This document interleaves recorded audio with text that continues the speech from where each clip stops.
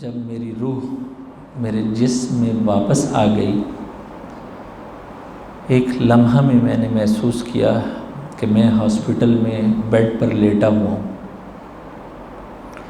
ایک لحاظ سے خوش تھا کہ مجھے فرصت اور مہلت مل گئی، اور دوسری جہت سے غمگین تھا۔ بہشت سے چند قدم کے فاصلے پر تھا، بہشت برزخی کی نعمتوں کو قریب سے دیکھ رہا تھا، اور خاص طور پر بی بی فاطمہ زہرا سلام اللہ علیہا کی زیارت بھی قریب سے اور ان کے مقامات عالیہ کو ایک جھلک دیکھنے کو مل رہی تھی۔ لیکن اب جب روح اس جسم میں واپس پلٹ آئی تو کچھ اچھا محسوس نہیں ہو رہا تھا۔ آپریشن ختم ہونے کے چند گھنٹے کے بعد مجھے ہوش آنا شروع ہو گیا اور میری طبیعت اچھی ہونا شروع ہو گئی۔ اگلے چند گھنٹوں میں ڈاکٹروں کے کہنے کی وجہ سے مجھے آنکھیں کھولنا تھی، لیکن میرا دل نہیں چاہ رہا تھا کہ میں آنکھیں کھولوں۔ اتنے اچھے مناظر کو دیکھنے کے بعد اس دنیا فانی کو دیکھوں، میرا دل نہیں مان رہا تھا۔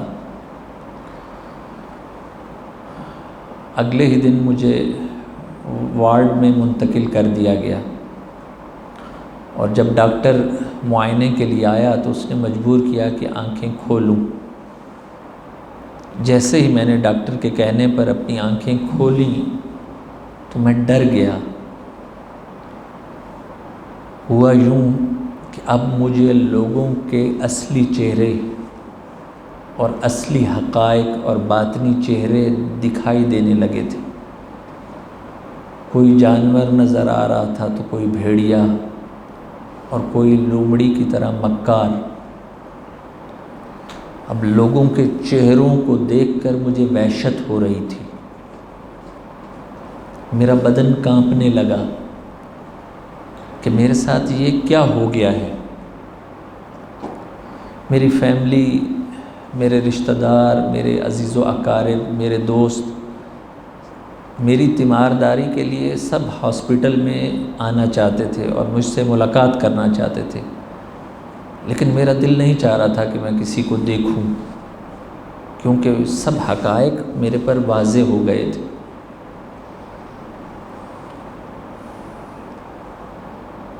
اسی لیے میں نے تھوڑی دیر کے بعد آنکھیں دوبارہ بند کر لی، لیکن جب ڈاکٹر نے دوبارہ راؤنڈ کیا اور ڈاکٹر نے کہا کہ اپنی آنکھیں کھول کے رکھو، تو پھر بڑی مشکل سے میں نے دوبارہ آنکھیں کھولیں۔ جب دوبارہ آنکھیں کھولیں تو پھر حیرت اور تعجب کی انتہا تھی، کیونکہ میں سامنے در و دیوار کو اللہ تبارک و تعالیٰ کی تسبیح اور تقدیس کرتے ہوئے دیکھ رہا تھا اور ان کی تسبیح کو سن رہا تھا۔ میں نے دل ہی دل میں اللہ سے التماس کی اور دعا کی کہ یا اللہ، اس طرح کی زندگی گزارنا میرے لیے بہت سخت ہوگا کہ میں لوگوں کے حقیقی چہروں کو پہچان گیا ہوں، میں لوگوں کی حقیقت کو جان جاؤں، یہ میرے لیے بہت سخت تھا۔ اور میں نے خداوند تبارک و تعالیٰ کے حضور دل ہی دل میں یہ درخواست کی اور دعا کی کہ یا اللہ، اس صلاحیت کو یعنی چشم برزخی کو میرے سے لے لے، کیونکہ میرے لیے بہت سخت ہے۔ جب میں نے دل ہی دل میں یہ دعا بہت زیادہ کرنا شروع کر دی تو چند لمحوں کے بعد وہ صلاحیت جو مجھے دی گئی تھی وہ میرے سے لے لی گئی۔ اس کے بعد جب میں نے آنکھیں کھولی تو اب میری نگاہ نارمل ہو چکی تھی۔ اب مجھے انسان، جانور یا درندے یا بھیڑیے نظر نہیں آ رہے تھے۔ اس پر میں نے خداوند تبارک و تعالیٰ کا شکر ادا کیا۔ اب میں یہ چاہتا تھا کہ میں تنہا رہوں، اور وہ یادیں اور وہ واقعات جو میں نے مشاہدہ کیے تھے ان کے ساتھ زیادہ سے زیادہ وقت گزاروں اور ان سے اپنی روحانیت اور معنویت کو زیادہ کروں، اور اس کے ساتھ ساتھ ان واقعات اور ان مشاہدات سے عبرت حاصل کروں۔ 3-4 دنوں کے بعد مجھے ہاسپٹل سے چھٹی مل گئی۔ اب میں گھر شفٹ ہو رہا تھا، اور ابھی تک میں نے ان واقعات کو اور ان مشاہدات کو کسی کے ساتھ شیئر نہیں کیا تھا، حتیٰ کہ اپنی بیوی کے ساتھ بھی ان واقعات کو شیئر نہیں کیا تھا۔ چند دن گزر گئے اور میں دل ہی دل میں ان واقعات کو دہرا رہا تھا۔ میں چاہتا تھا کہ اس حالت سے باہر نکلوں، اس لیے اب جب کہ 2 سے 3 ہفتے گزر چکے تھے تو میں نے اپنا ماحول چینج کرنے کے لیے اپنی بیوی کو ساتھ لیا اور خرید کے لیے، شاپنگ کے لیے بازار چلا گیا۔ جب میں بازار پہنچا تو پیچھے سے ایک جوان نے مجھے سلام کیا، اور سلام کر کے وہ ہمارے پاس سے گزر گیا۔ میں نے مڑ کے دیکھا، میں نے وعلیکم السلام کہہ کے اس کو دیکھا، اور اتنے میں وہ آگے گزر گیا تھا۔ میں نے اس کی شکل دیکھ لی، میں نے اسے پہچان لیا۔ میں نے اپنی بیوی سے پوچھا، یہ جوان ہمارے دوست کا بیٹا نہیں تھا؟ میری بیوی نے کہا ہاں یہ وہی تھا۔ میں نے نام بھی بتایا تو میری بیوی نے کہا ہاں یہ وہی ہے۔ فوراً سے میں نے اپنی بیوی کے سامنے یہ کہہ دیا کہ یہ تو مر گیا تھا۔ تو میری بیوی نے کہا کہ نہیں یہ زندہ ہے، تمہارے سامنے سے گزرا ہے، تمہیں سلام کر کے گیا ہے۔ میں نے کہا کہ نہیں، اس نے ڈرگز لینا شروع کر دیے تھے، اس نے منشیات استعمال کرنا شروع کر دی تھی، اس نے چوریاں اور جرائم کرنا شروع کر دیے تھے، اور حتیٰ کہ میں جانتا ہوں کہ اس کی موت کس طرح واقعہ ہوئی تھی، مجھے یہ بھی پتہ ہے، اور مجھے یہ بھی پتہ ہے کہ یہ ملائکہ سے التماس کر رہا تھا، اور اگلی دنیا میں لوگ اس کا گریبان پکڑے ہوئے تھے، اور یہ اپنے گناہوں کی وجہ سے بری طرح پھنس چکا تھا۔ میری بیوی نے جب میرے سے یہ جملے سنے تو اس نے کہا کہ آپ کی طبیعت تو ٹھیک ہے، کیونکہ میری بیوی کو کچھ پتہ نہ تھا کہ میرے ساتھ کیا ہوا ہے۔ میں فوراً چپ ہو گیا، لیکن چپ ہونے کے بعد مجھے شک پڑا کہ وہ ساری چیزیں جو مجھے دکھائی گئی ہیں، ایسا تو نہیں ہے کہ وہ فقط میرا وہم و گمان ہو اور اس کا حقیقت سے کوئی تعلق نہ ہو۔ میں پریشان ہو گیا اور شک اور تردید میں چلا گیا۔ جب 3 دن گزر گئے تو مجھے پتہ چلا، مجھے خبر دی گئی کہ وہی لڑکا جو میرے دوست کا لڑکا تھا جس نے بازار میں ہمیں سلام کیا تھا، اس کا انتقال ہو گیا۔ اور جب وجہ پوچھی تو اس کے والد نے یہ بتایا کہ ہمارا بیٹا ایکسیڈنٹ سے مر گیا ہے، جبکہ میں اگلی دنیا میں دیکھ کر آ رہا تھا کہ وہ اس کی موت ایکسیڈنٹ سے نہیں ہوئی، بلکہ اس کی موت الیکٹرک کرنٹ لگنے کی وجہ سے ہوئی تھی، لیکن اس کے والدین نے مجھے یہ بتایا۔ تب بھی میں تھوڑا سا شک اور تردید میں مبتلا ہو گیا،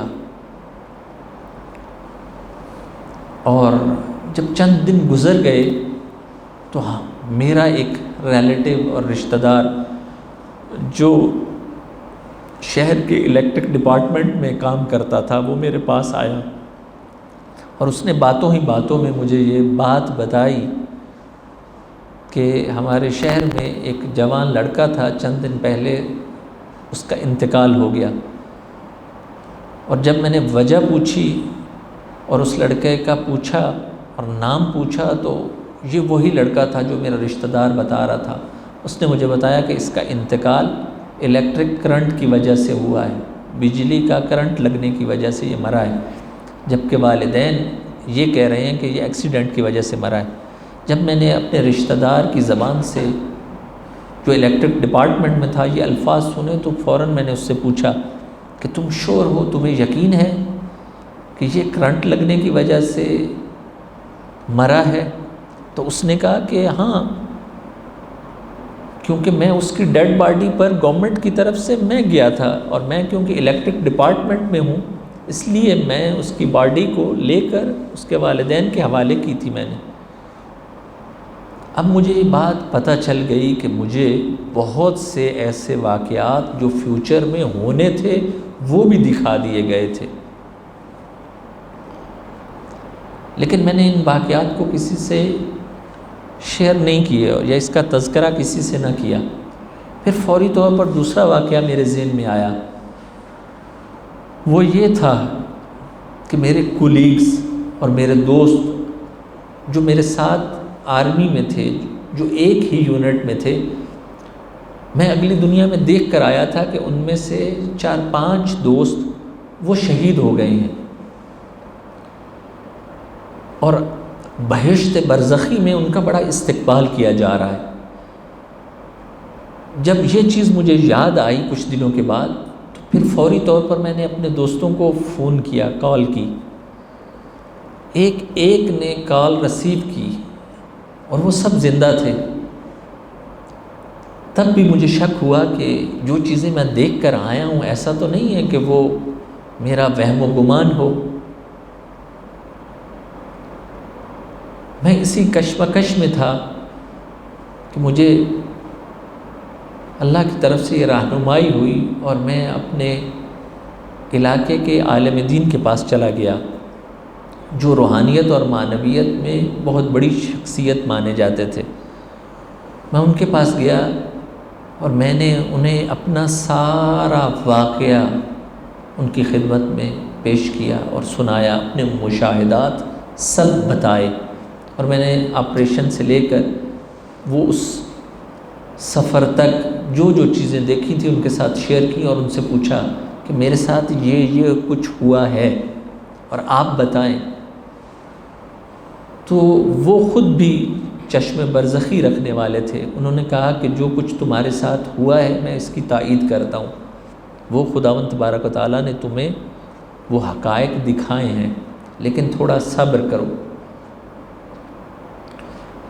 اب ایک واقعے کی تصدیق کرنے میں مصروف ہو گیا کہ جو میں نے اس دنیا میں دیکھا تھا اور جو فیوچر کی چیزیں مجھے بتائی گئی تھیں، اب میں ایک واقعے کو اس کی تصدیق میں مصروف ہو گیا۔ چند دنوں کے بعد میں نے اپنی فیملی کو لیا اور اپنے گاؤں میں چلا گیا۔ جب میں گاؤں میں پہنچا تو مجھے یاد آیا یہ تو وہی گاؤں ہے اور یہ وہی دیہات ہے کہ جس میں وہ بوڑھا رہا کرتا تھا جس نے مجھ پر تہمت لگائی تھی، اور اپنی ایک تہمت کے بدلے میں مجھے ایک مسجد اور ایک امام بارگاہ کا ثواب منتقل کیا تھا میرے نامہ اعمال میں۔ مجھے فوری خیال آیا، میں نے سوچا کہ اس کے گھر جاؤں، اس کے بارے میں کچھ خبریں لوں۔ میں اس کے گھر گیا، اس کے بچوں نے بتایا کہ 4 سال پہلے اس کا انتقال ہو گیا تھا۔ میں ان کے بچوں کو نہیں بتانا چاہتا تھا کہ میں نے کیا دیکھا، لیکن میں نے باتوں میں کوشش کی کہ بہت سی چیزیں جان پاؤں، لیکن انہوں نے بتایا کہ ہم سے زیادہ اس کے ایک دوست کو اس کے بارے میں علم تھا۔ میں اس دوست تک پہنچا اور میں نے اس سے بھی اس کے بارے میں مختلف داستانیں سنی، اور اس کے دوست نے بتایا کہ وہ بہت مخلص اور بہت خالص بندہ تھا اللہ کا۔ اس کے دوست نے ہی بتایا کہ اس نے ایک مسجد اور ایک امام بارگاہ بنوائی تھی جس کا میرے علاوہ کسی کو نہیں پتہ تھا۔ جیسے ہی اس نے یہ جملے بولے تو میں بڑا حیران ہوا۔ میں نے کہا کہ آیا آپ مجھے اس مسجد اور امام بارگاہ کو دکھا سکتے ہیں؟ تو اس نے کہا کیوں نہیں، آؤ۔ اس نے میرا ہاتھ پکڑا اور دوسرے محلے میں لے گیا، اور میں نے وہ مسجد اور وہ امام بارگاہ جو میرے نامہ اعمال میں اس کا ثواب منتقل ہوا تھا وہ اپنی آنکھوں سے دیکھ لی۔ اب مجھے تقریباً اپنے مشاہدات پر یقین ہونے لگا تھا کہ یہ جو بھی واقعات ہوئے ہیں میرے ساتھ صحیح واقعات پیش آئے ہیں۔ اب رات کو جب میں گھر واپس آیا تو اب میں نے سوچا کہ میں اپنی بیوی کے ساتھ بھی جو کچھ پیش آیا ہے وہ شیئر کروں اور اسے بتاؤں، کیونکہ اس واقعے میں اب چند دن گزر گئے تھے۔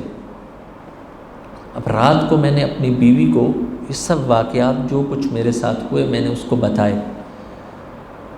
وہ تعجب کرنے لگی، حیران رہ گئی، اور پھر میری بیوی نے کہا کہ ہو سکتا ہے کہ آپ کا خیال ہو، وہم و گمان ہو، یا آپ کی سوچ ہو۔ میں نے کہا کہ نہیں، یہ میرا وہم و گمان نہیں ہے۔ اگر تم سمجھتی ہو کہ یہ میرا وہم و گمان تھا تو آئندہ چند دنوں کے بعد جو تمہیں بچہ ہونے والا ہے، اور تم نے یہ بتایا ہے کہ تم نے سونوگرافی کروائی ہے اور اس میں یہ بتایا گیا ہے کہ ہونے والا جو بچہ ہے وہ بیٹا ہے، جبکہ اس دنیا میں جو مجھے بتایا گیا تھا وہ یہ تھا کہ ہمارا ہونے والا بیٹا نہیں ہے بلکہ بیٹی ہے، چند دنوں کے بعد ڈیلیوری ہو جائے گی، تو تم دیکھ لینا، اگر میں سچا ہوں تو میری بات ٹھیک ہوگی اور بیٹی ہوگی، اور اگر سونوگرافی سچی اور ٹھیک ہوگی تو بیٹا ہوگا۔ چند دنوں کے بعد میری بیوی ہاسپٹل میں ایڈمٹ ہو گئی اور اس کو ڈیلیوری ہو گئی، اور چند لمحوں کے بعد ایک نرس باہر آئی اور اس نے مجھے خبر دی کہ آپ کے ہاں بیٹی کی ولادت ہوئی ہے۔ اب یہ جو سب واقعات تھے یہ میرے سامنے تھے، اب مجھے یقین ہو چکا تھا، 100% یقین ہو چکا تھا کہ جو چیزیں بھی مجھے دکھائی گئی ہیں وہ حقیقت پر مبنی ہیں۔ اب میری ساری توجہ اپنے دوستوں کی شہادت کی طرف لگی ہوئی تھی، اور میں بھی اس فرصت سے فائدہ اٹھانا چاہ رہا تھا۔ میں بھی چاہتا تھا کہ کسی طریقے سے میرا نام بھی شہیدوں میں آ جائے اور میں بھی ان کے ساتھ شہید ہو جاؤں، لیکن قریب میں کوئی امید نظر نہیں آ رہی تھی، نہ کوئی جنگ تھی نہ کوئی خطرہ۔ لیکن اچانک سے چند دنوں کے بعد ہوا یوں کہ ہمارے یونٹ کو سیریا میں بی بی زینب سلام اللہ علیہا کے روضے کے دفاع کے لیے مدافع حرم کے عنوان سے بلایا گیا اور کہا گیا کہ آپ لوگوں کا یونٹ فوری طور پر سیریا پہنچے۔ اب میرے سب دوست بہت خوش ہوئے کیونکہ وہ سب عاشقان شہادت تھے، اور جب مجھے پتہ چلا تو میں بھی فوری طور پر اپنے یونٹ میں گیا اور اپنے کمانڈر سے یہ کہا کہ مجھے بھی جانا ہے۔ انہوں نے کہا کہ نہیں، تم اگرچہ تمہارا آپریشن ہو چکا ہے لیکن تم ابھی کچھ عرصہ اور ریسٹ کرو، تمہیں نہیں جانا ہے۔ لیکن کیونکہ شہادت کی بات تھی، میں اگلی دنیا میں دیکھ کر آیا تھا، اپنے دوستوں کو، ان کے مقامات کو دیکھ چکا تھا، اسی لیے میں نے بہت زیادہ اصرار کیا۔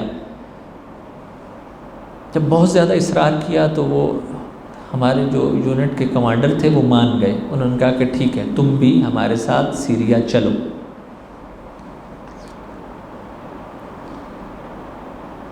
ہم سب دوست اور ہمارا پورا یونٹ تھا وہ سیریا کے لیے روانہ ہوا۔ ہم سیریا پہنچ گئے، اور سیریا پہنچنے کے بعد جس جگہ پر ہماری ڈیوٹی لگائی گئی تھی ہم سب اس جگہ اکٹھے ہو گئے، اور ہم سب دیکھ رہے تھے کہ جنگ اپنے عروج پر ہے، اور میں دل ہی دل میں خوش ہو رہا تھا کہ جن دوستوں کو میں شہید اور شہادت کا مقام اگلی دنیا میں جن کے لیے دیکھ کر آ رہا ہوں، ان کے ساتھ رہنے کی وجہ سے میں بھی شہید ہو جاؤں گا، میرے بھی وہ مقامات ہو جائیں گے، اور وہ غفلتیں اور وہ گناہ جو میرے نامہ اعمال میں تھی وہ سب مٹ جائے گی۔ اسی لیے میں ایک لمحہ بھی اپنے دوستوں سے دور نہیں رہ رہا تھا۔ اب جب کہ ہم لوگ معرکے میں شامل ہو چکے تھے اور محاذ کے قریب تھے تو رات کا وقت ہوا، ہم سارے دوست اکٹھے بیٹھ گئے اور ایک دوسرے سے باتیں کرنا شروع کر دی۔ سبھی عاشقان شہادت تھے کسی کو بھی اس دنیا میں، اس عارضی دنیا میں رہنا پسند نہ تھا، اور سب ایک دوسرے سے شہید اور شہادت کی باتیں کر رہے تھے۔ اگرچہ وہ شہید نہیں ہوئے تھے، لیکن مجھے لگ رہا تھا کہ یہ شہادت کے اعلیٰ مقامات پر ابھی سے فائز ہیں۔ اچانک ان میں سے ایک دوست نے، کہ جس کو میں دیکھ چکا تھا کہ وہ شہید ہوگا، اس نے مجھ سے مخاطب ہو کر یہ کہا کہ وہ واقعات جو تمہیں دکھائے گئے ہیں سب کے سامنے بیان کرو۔ میں حیران رہ گیا، میں چپ ہو گیا، میں انکار کرتا چلا گیا، لیکن اس نے کہا کہ نہیں، بتاؤ، سب کے سامنے بتاؤ۔ اور سارے میرے قریبی دوست جو اس یونٹ میں تھے ان سب نے بھی شروع کر دیا کہ بتاؤ۔ اب میرے پاس کوئی چارہ نہ تھا، اب میں نے ایک ایک واقعہ ان سب دوستوں کی خدمت میں بیان کرنا شروع کیا۔ میں نے دیکھا کہ میں جب بھی کوئی واقعہ بتاتا ہوں تو اس کے بعد سے میرے سب دوستوں کی حالت عجیب ہو جاتی تھی، عجیب روحانیت اور معنویت کا ماحول تھا۔ پھر ایک دوست نے کہا کہ تم نے جو شہداء دیکھے تھے ان کے نام بھی بتاؤ، اور بتاؤ کہ ہم میں سے کون کون تھے۔ میں نہیں چاہ رہا تھا کہ ان کے نام بتاؤں، لیکن سب نے مجھے مجبور کیا۔ جب مجبور کیا تو میں نے ان 5 دوستوں کے نام بتا دیے، اور اس وقت ان کی کیفیت ایک عجیب کیفیت تھی۔ ایسے لگ رہا تھا کہ وہ ملکوت کی سیر کر کے آ گئے ہیں۔ اور اب میں دیکھ رہا تھا کہ رات کا اور سحری کا وہ حصہ آ چکا ہے جب سب اپنے رب سے راز و نیاز کر رہے تھے، اور اگلے دن ہی جب ہمیں فرنٹ لائن پر جانا تھا اور جنگ لڑنی تھی، تو میں نے دیکھا کہ وہ ہم لوگ سب محاذ کی طرف آگے جا رہے ہیں اور فرنٹ لائن کے قریب ہیں۔ اچانک یہ ہوا کہ جو ہماری یونٹ کا کمانڈر تھا وہ موٹر سائیکل پر آیا اور اس نے مجھے اشارہ کیا کہ میرے پیچھے بیٹھو۔ میں اس کے پیچھے بیٹھ گیا، ہر طرف جنگ اور گولیوں کی آوازیں آ رہی تھیں۔ مجھے ایسا محسوس ہوا کہ یہ مجھے میری شہادت کے قریب لے کر جا رہا ہے، لیکن جب چند منٹ گزرے تو مجھے پتہ چلا کہ اس نے مجھے محاذ سے اور فرنٹ لائن سے پیچھے لے کر آ گیا ہے، جبکہ بقیہ سب دوست آگے تھے۔ میں غصے سے چلایا اور اس کمانڈر سے کہا کہ یہ کیا ہوا، آپ مجھے پیچھے کیوں لے کر آ گئے ہیں؟